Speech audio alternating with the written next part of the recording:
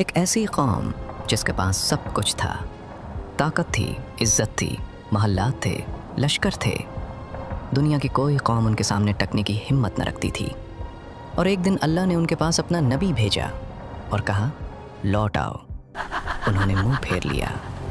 اور یہی ایک فیصلہ تاریخ کا سب سے مہنگا فیصلہ ثابت ہوا۔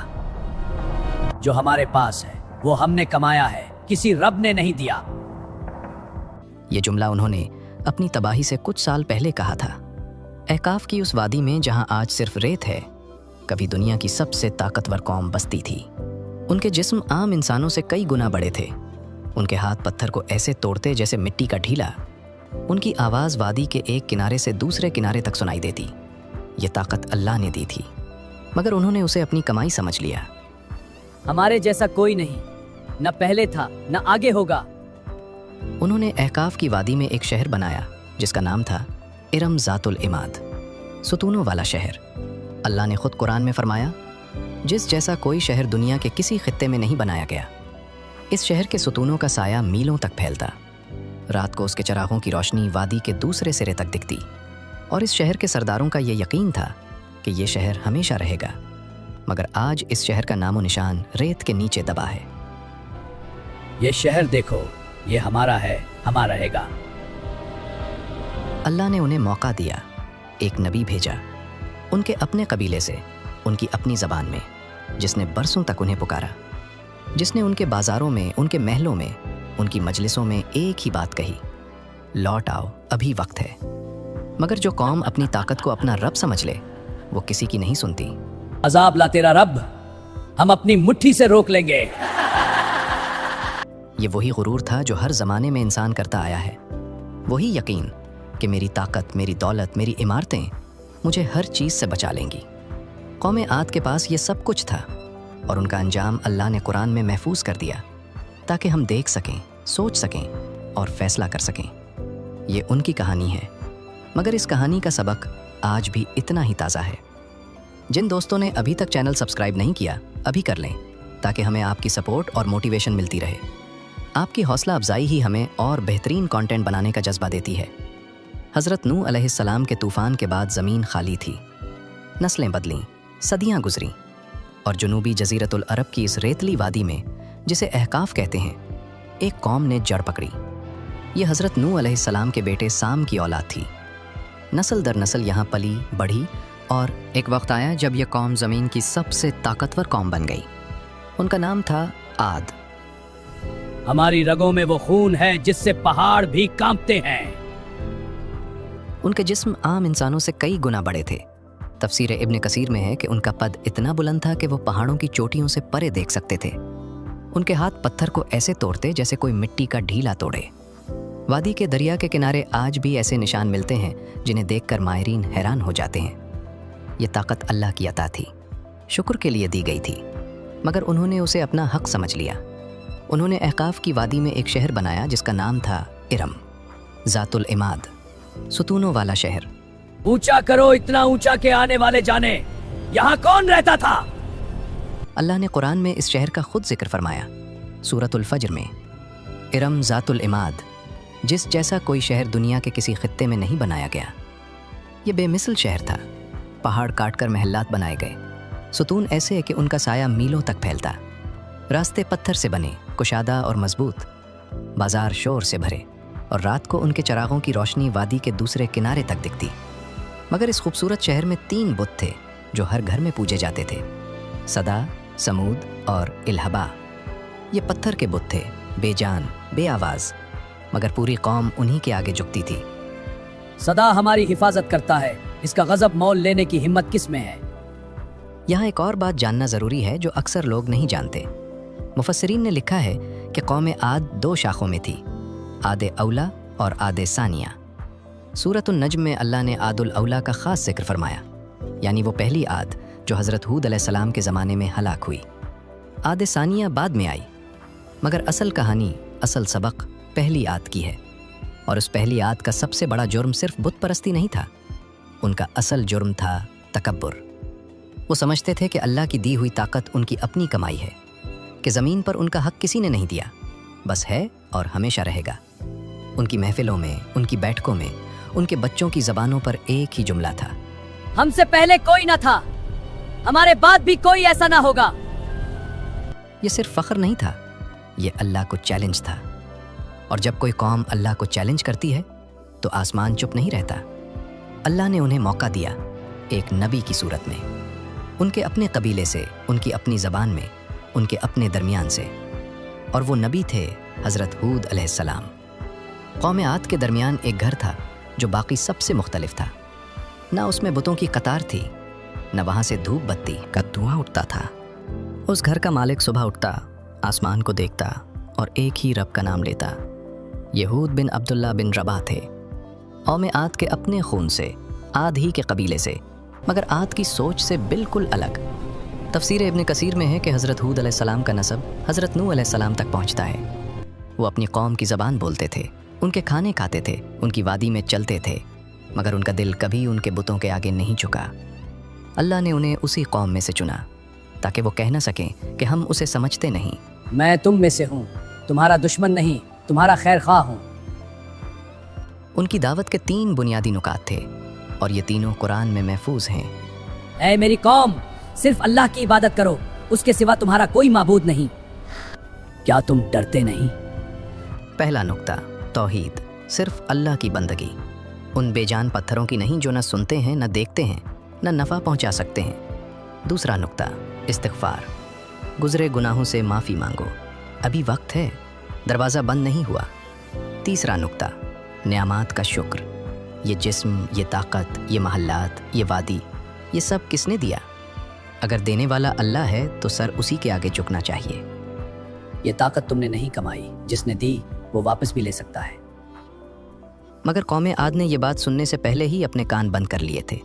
حضرت ہود علیہ السلام روز ان کے بازاروں میں جاتے، ان کے محلوں کے دروازوں پر دستک دیتے، ان کے سرداروں کی مجلسوں میں بیٹھ کر بات کرتے، کبھی نرمی سے، کبھی سختی سے، کبھی ڈراتے، کبھی امید دلاتے۔ وہ کہتے رہے، بار بار کہتے رہے، نہ تھکے، نہ رکے، نہ مایوس ہوئے، کیونکہ نبی جانتا ہے کہ اس کا کام پہنچانا ہے، ماننا یا نہ ماننا قوم کا کام ہے۔ اے رب، میں نے پہنچا دیا، اب تو ہی فیصلہ فرما۔ اس دعوت میں سالوں کا عرصہ گزرا، چند لوگ ضرور ایمان لائے، وہ جن کے دلوں میں ابھی کچھ باقی تھا، مگر اکثریت نے منہ پھیرا۔ سرداروں نے ہنسی اڑائی، جوانوں نے ان کی آواز کی نقل اتاری، بچوں نے انہیں دیکھ کر پتھر اٹھائے، اور بوڑھوں نے کہا، ہمارے باپ دادا نے بھی یہی بت پوجے، ہم کیوں بدلیں؟ یہ وہ لمحہ تھا جب ہود علیہ السلام کو معلوم ہو گیا اب دلیل کا وقت آ گیا ہے، اور دلیل کا میدان اگلے دن سرداروں کی اسمبلی میں لگنا تھا۔ وہ مجلس بڑی تھی، سونے کے تختوں پر سردار بیٹھے تھے، ہاتھوں میں طاقت کی علامتیں، بھاری زیورات، قیمتی لباس، ان کے گرد چمچے اور خوشامدی، اور درمیان میں حضرت ہود علیہ السلام، نہ کوئی لشکر ساتھ، نہ کوئی ہتھیار، بس ایک سینہ جو یقین سے بھرا تھا، اور ایک زبان جو حق بولتی تھی۔ انہوں نے ایک بار پھر وہی بات کہی جو برسوں سے کہہ رہے تھے، اللہ کی طرف لوٹ آؤ، ابھی وقت ہے۔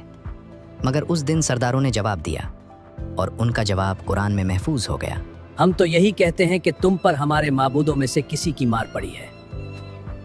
یہ ان کا پہلا ہتھیار تھا، ہود علیہ السلام کو پاگل اور لعنت زدہ ثابت کرنا، تاکہ قوم کے عام لوگ ان کی بات نہ سنیں، تاکہ ان کے قریب جانا بھی نحوست لگے۔ مگر حضرت ہود علیہ السلام نے جواب دیا، اور ان کا جواب وہ تھا جو صرف ایک مضبوط دل ہی دے سکتا ہے۔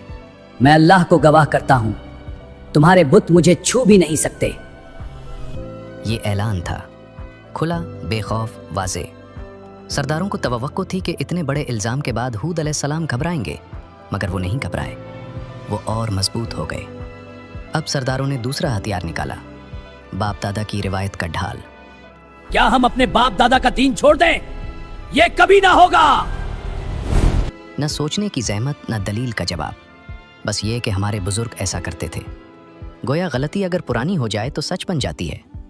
حضرت ہود علیہ السلام نے ان سے کہا، اللہ نے تمہیں وہ چیزیں دیں جو پہلے کسی کو نہیں دی تھیں، یہ جسم، یہ طاقت، یہ وادی، یہ بارشیں، یہ سب کس نے دیا؟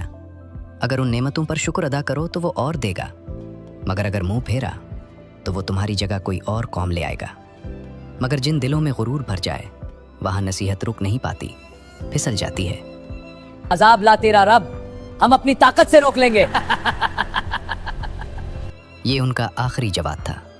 न दलील, न सवाल, न गौर, बस चैलेंज। वो समझते थे कि जो ताकत पहाड़ तोड़ सकती है वो हर चीज़ रोक सकती है। हज़रत हूद अलैहिस्सलाम इस मजलिस से उठ गए, खामोशी से। मगर जाते जाते उन्होंने एक बात कही जो इस वादी की हवा में घुल गई। उन्होंने कहा, मैंने अपना काम कर दिया, अब मामला अल्लाह और तुम्हारे दरमियान है, और अल्लाह का फ़ैसला आने में देर नहीं लगती, बस वो मोहलत देता है, और ये मोहलत ख़त्म होने वाली थी। अल्लाह का कानून है, अज़ाब से पहले वो निशानियाँ भेजता है ताकि बाद में कोई ये ना कह सके कि हमें ख़बरदार नहीं किया गया। कौम आद को भी ख़बरदार किया गया, मगर हर निशानी को उन्होंने अपनी ताकत की दलील समझा। हर तंबीह को उन्होंने अपने ही अंदाज में पढ़ा, और यही उनकी सबसे बड़ी गलती थी। पहली निशानी आई, बारिश रुक गई। 1 साल की बात है, हमने पहले भी सूखा देखा है, हम टूटने वाले नहीं। पहले साल वादी अहकाफ में एक बूंद न गिरी, नदियां कम हुई, खेत जले, मगर कौम ने कंधे उचकाए। हम ताकतवर हैं, ये वक्त गुजर जाएगा। उनके गोदामों में अभी अनाज था, उनके कीमों में अभी पानी था, गुरूर को अभी चोट नहीं लगी थी। दूसरा साल आया, और इस बार ज़मीन ने अपना आखिरी हिस्सा भी दे दिया। जानवर कमज़ोर होने लगे, बच्चे रोने लगे, औरतें कीमों के पास खड़े इंतज़ार करतीं, शायद कोई बूंद और निकले, मगर कुएं खाली थे। पत्थर के बड़े बड़े बर्तन जिनमें पूरे ख़ानदान का खाना पकता था, अब खाली दीवारों से टकराते थे। बच्चे पूछते हैं पानी कब आएगा, मेरे पास जवाब नहीं। तीसरा साल वो साल था जब अहकाफ की वादी से वो आवाज़ें गुम हो गईं जो कभी आसमान को चीरती थीं। न वो कहे रहे, न वो घोड़ों की टापें, न वो बाजारों का शोर, बस एक भारी खामोशी थी, भूख और प्यास की खामोशी। और फिर रात को एक और निशानी आई। आसमान में कोई बादल नहीं था, कोई बिजली नहीं थी, मगर वादी में एक गहरी आवाज़ गूंजी, दूर से आती हुई, जैसे कोई पुकार रहा हो। जानवर बेचैन हो गए, कुत्ते रात भर रोते रहे, परिंदे सुबह से पहले उड़ गए किसी अनजानी सिमत। ये आवाज़ कहाँ से आई? जानवर क्यों भाग रहे हैं? हज़रत हूद अलैहिस्सलाम ने कहा, यह रहमत की पुकार नहीं, ये आखिरी तंबीह है। अभी भी वक्त है, मगर जो कौम 3 साल की तबाही में ना झुकी, वो एक आवाज़ से क्या झुकती। फिर वो सुबह आई जिसका जिक्र तफसीर तबरी में है। उफुक पर 3 बादल नमूदार हुए, एक सुर्ख, एक सफ़ेद, एक स्याह। एक आवाज़ आई कि उनमें से एक चुनो। सरदारों ने एक दूसरे को देखा। सुर्ख बादल में उन्हें ख़तरा लगा, सफ़ेद में कुछ नज़र न आया, मगर स्याह बादल भारी, गहरा, फैला हुआ, उन्हें बारिश की अलामत लगा। काला बादल चिनते हैं, इसमें पानी है, यही हमारी निजात है। उन्होंने स्याह बादल चुना, और ये इंतखाब उनका आखिरी इंतखाब था। इस बादल में पानी नहीं था, इसमें अल्लाह का फ़ैसला था। वो फ़ैसला जो बरसों की नाफरमानी, बरसों के तकब्बुर और बरसों की मोहलत के बाद आया था। हुआ चलना शुरू हुई, और इस बार ये हुआ उनकी दोस्त नहीं थी। पहला झोंका आया और वादी खामोश हो गई, ऐसी खामोशी जो तूफान से पहले आती है। परिंदे नहीं थे, जानवर नहीं थे, हवा में वो गर्मी थी जो जलाती नहीं, बस सांस रोक लेती है। लोग अपने घरों के दरवाज़ों पर खड़े थे, आसमान देख रहे थे। वो स्याह बादल अब पूरी वादी पर छा चुका था। फिर हवा ने रुख बदला, और इस बार ये हुआ वापस नहीं गई। ये हवा नहीं, ये कुछ और है, भागो सब भागो। दूसरा झोंका पहले से कई गुना ताकतवर था। रेत उड़ी, मगर ये आम रेत नहीं थी, इसमें पत्थर थे, तेज, काटते हुए। दरख्त जड़ से उखड़े, वो दरख्त जो 10 आदमी मिलकर भी ना हिला सकते थे, वो हवा में तुंकों की तरह उड़ गए। जानवर फजा में बुलंद हुए और ज़मीन पर गिरे, बेजान। लोग अपने बच्चों को सीने से लगाकर दीवारों के साथ चिमट गए, मगर वो दीवारें जो पहाड़ का पत्थर काट कर बनाई गई थीं, वो भी कांप रही थीं। हे मेरे बच्चे, आंखें बंद कर लो, आंखें बंद कर लो। तीसरे झोंके में इंसान उड़ने लगे। अल्लाह ने कुरान में फरमाया, वो लोग ऐसे गिर रहे थे जैसे खजूर के खोखले तने ज़मीन पर पड़े हों। वही जिस्म जो कभी पहाड़ों से टकराते थे, आज हवा के सामने बेबस थे। वही हाथ जो पत्थर तोड़ते थे, आज कुछ नहीं थाम सकते थे। अल्लाह की हवा ने वो काम किया जो कोई लश्कर नहीं कर सकता था। हमने कहा था हवा हमारी गुलाम है, आज वही हमें मिटा रही है। 7 रात और 8 दिन, ये वो अदद है जो कुरान ने खुद बताया। सूरतुल हाका में अल्लाह ने फरमाया, और आद को हलाक किया गया एक तुंद तेज़ चीखती हुई आंधी से जो 7 रात और 8 दिन तक मुसलसल उन पर चलती रही। 7 रातें 8 दिन, हर घंटे में तबाही, हर लम्हे में फैसला। वो महल्ला जिनके सतून आसमान को छूते थे रेत के नीचे दफन होते गए। वो बाज़ार जहाँ कभी हज़ारों आवाज़ें थीं सुनसान हो गए। वो रास्ते जिन पर घोड़ों के कदम गूंजते थे रेत ने ढांप लिए।